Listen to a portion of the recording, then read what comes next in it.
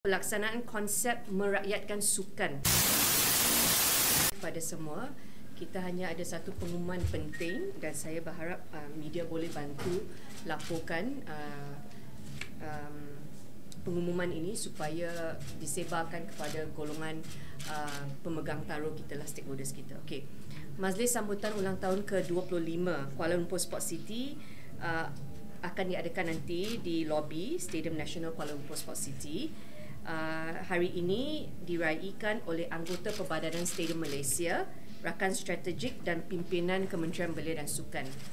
Sejak memulakan operasi pada tahun 1998, Perbadanan Stadium Malaysia selaku badan yang menguruskan KLSC atau sebelum ini dikenali sebagai Kompleks Sukan Negara telah membuktikan peranan sebagai badan pengelola stadium yang efisien di mana beberapa penganjuran acara bertaraf antarabangsa telah disempurnakan dengan cemerlang, antaranya Sukan Commonwealth 1998, Sukan C 2001 dan Sukan C 2017.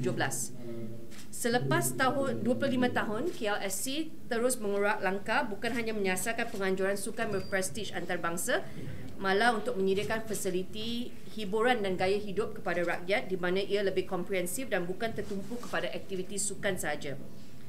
Pelantikan anggota Perbadanan Stadium Malaysia yang baru bagi sesi 2023 sehingga 2025 yang diketuai oleh Datuk Jarrell Hans Isaac telah jelas dengan hala tuju terkini PSM yang diumumkan KBS, iaitu untuk menekankan berkenaan pengurusan fasiliti, tadbir urus korporat serta untuk memastikan segala perancangan merakyatkan fasiliti PSM dapat dilaksanakan dengan sebaiknya. Perbadanan Stadium kali ini dipimpin oleh Datuk Jarrell Hans Isaac yang mempunyai pengalaman dalam Finas, F&B dan dah lama dalam bidang entertainment, hiburan. Kita juga telah melantik timbalan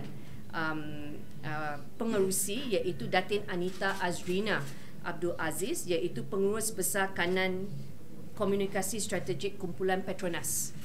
Okay. Petronas merupakan sponsor utama banyak sukan yang dipimpin oleh Majlis Sukan Negara. Jadi pimpinan Datin Anita sangat diperlukan untuk membantu kita dalam PSM.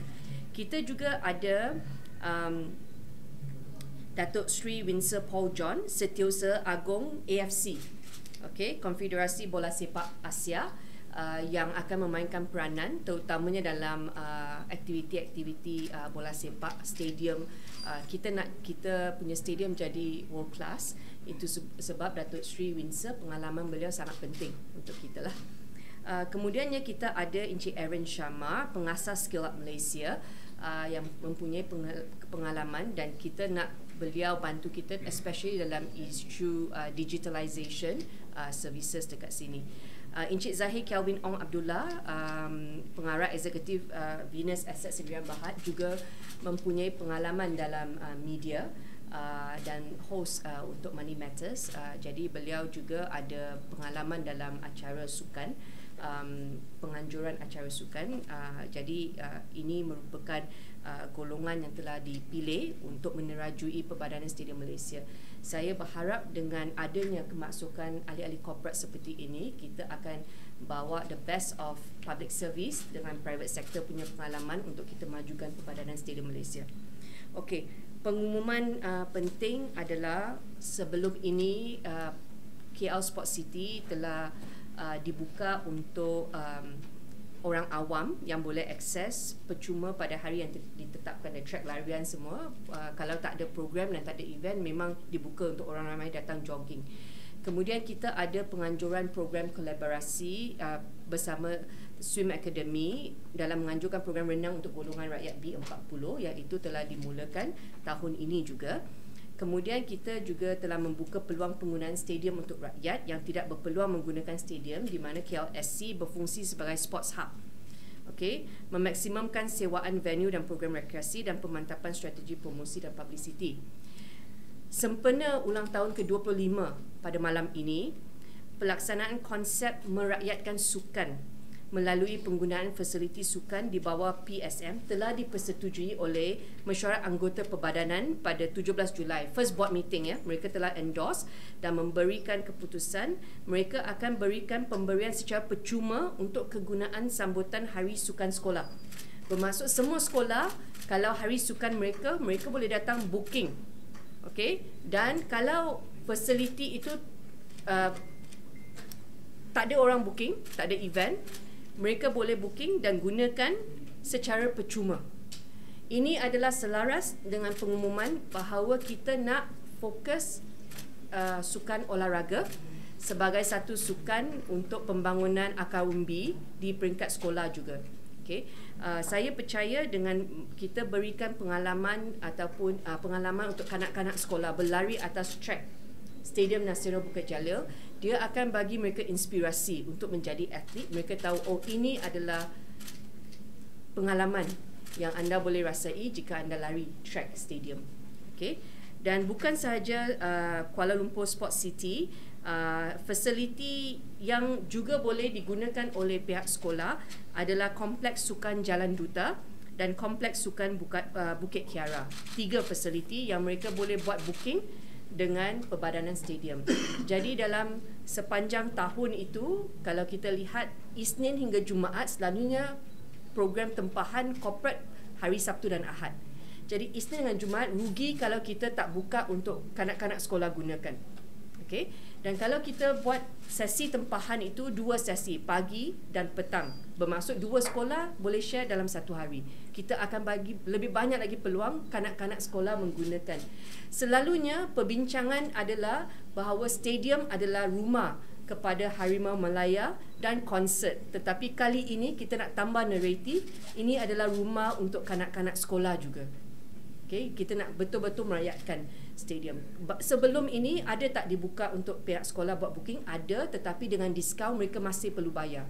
Okay, jadi saya ingin menjemput syarikat-syarikat makanan kanak-kanak berhasiat.